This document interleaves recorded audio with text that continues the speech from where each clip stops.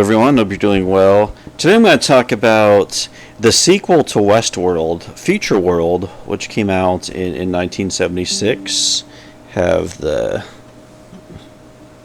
hard to see the poster right there. But anyway, the tagline for this movie was "Where Westworld stopped, Futureworld begins," offering fantasy, sensuality, adventure, and complete satisfaction guaranteed. Entry fee $1,200 per day. Exit fee your life. Okay, they kind of give away the movie there in the tagline. But anyway, yeah. So this was the sequel to Westworld, which was a successful film when it came out in a few years before. Interesting production history with this. The sequel was filmed throughout Houston, and they used a lot of locations throughout Houston. It was independently produced by American International Pictures. Okay, was the studio who made this film, and yeah. So what's this film about? So I should say, it was directed by Richard T. Heffron, and it was written by Mayo Simon and George Schnick. It was starred Peter Fonda and Blythe Danner, Arthur Hill, Stuart Margolin, and Yul Brynner returns in an interesting cameo from, who of course was the memorable villain, I guess you should say, from the original film. So we start out, and it's a few years later, maybe several years later, where everything that went wrong at Westworld has been repaired by the parks, or the company who made Westworld, and they now are reopening the Delos Corporation, that is the name, and they are reopening the park, and they have new attractions like the previous one did. There's no more Westworld, but there's Futureworld. There's, I think, another medieval world, and I think there's like a spa type world or something. So big reopening, and we have Peter Fonda stars as an investigative reporter who gets a tip at the start of the film from a scientist working for Delos that he's got to tell him something, and then when Peter Fonda is going to meet with the guy, he is dead. So that's not good. So eventually, Peter Fonda decides he's gonna do a story, and he had done the previous story in Westworld. So he gets in to do a story as a journalist about the reopening. He's joined by Blythe Danner, she's a TV reporter who's also there in the park, and they are given a tour. Like, they go to the future world, and one of the big things is that you can pretend you're going to outer space, where you're in a room like you're being launched on a rocket, and then you go to a space station, and all these types of things. And there's other like futuristic stuff going on as well, like different interactive games and things like this. I read this was actually the first movie to use a CGI image, so yeah, so that's historical, I suppose.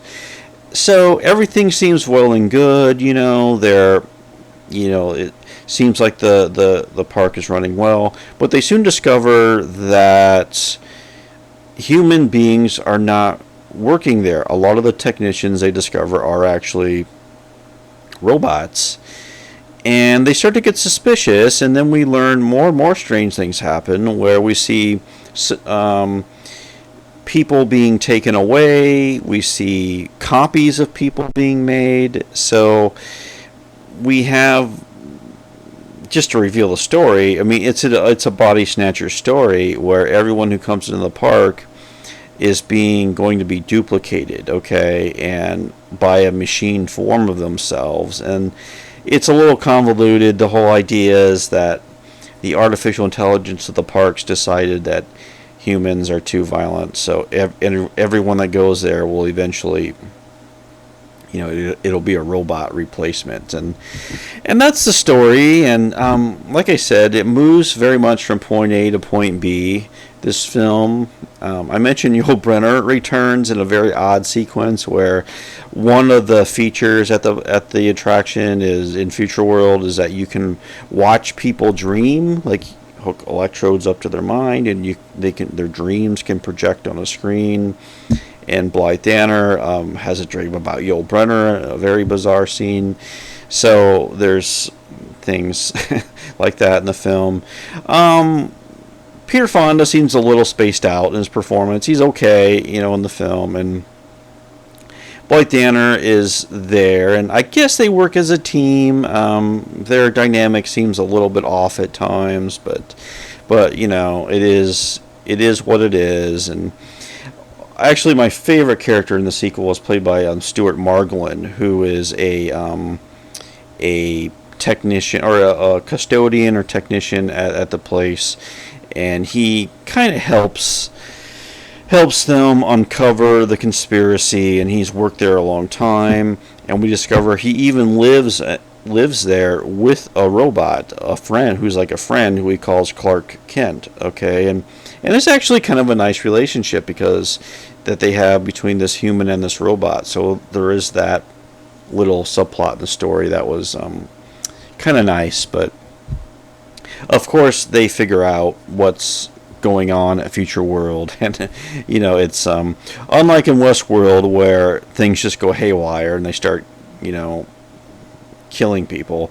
In this case, they're actually replacing people. Like I said, the script might have needed to maybe flesh that idea out a little bit more. It's kind of sprung on the audience quickly, but But I actually don't mind this movie too much. I like the sets. Like, we spend a lot of time with, like, in boiler rooms and tunnels and, pipe rooms, there's like this futuristic industrial setting to it. And like I said, it's kind of satisfying in that way. Like I said, the script really telegraphs where it's going, so it's a very straightforward movie in that sense. And it's an interesting idea that we get in the film, and plus we get a lot of callbacks to the original Westworld with people enjoying themselves. This is at this amusement park and all the different attractions and things like that. So it's it's a fun movie in that way. I read this film was actually more popular in France because it was not received well when it came out almost 49 years ago, and July 14th was the date, so almost to the day, the anniversary of this film. So yeah, the music, Fred Karlin did the music, who did the music for the original too, so there was that one another callback. But like I said, I enjoy this movie. It's not a great science fiction movie by any means, but it's so 70s, and I find it a lot of fun to go. I find it a lot of fun to go back and watch this one. And so anyway, those are my thoughts on Futureworld. Thanks for watching.